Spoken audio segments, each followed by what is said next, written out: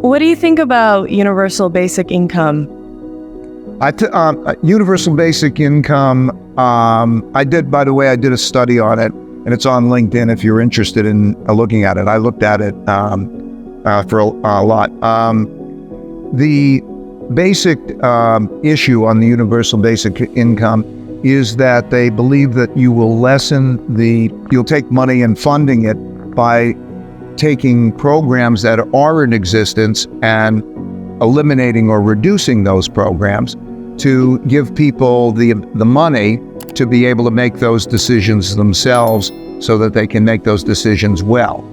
And so I think it's really a question of whether when you shift that, whether that will allow them to make decisions well because they are good decision makers. In other words, when I look at education and I see a number of things, I know that and I'm dealing with certain populations, I want to make sure that is being given, the money, the cash, is being given for an effective purpose that they will use well, rather than the program. If I'm going to take money from education, or I'm going to take money from other things, I have to be able to believe that it'll be done well. And it's a difficult question. So some populations, I think there's a real benefit to it because it eliminates the bureaucracy and it eliminates people making decisions for you.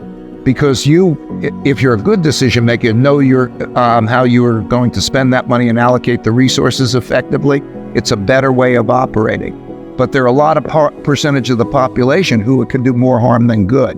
So that's what I think about universal basic income. I think that there's also income and usefulness.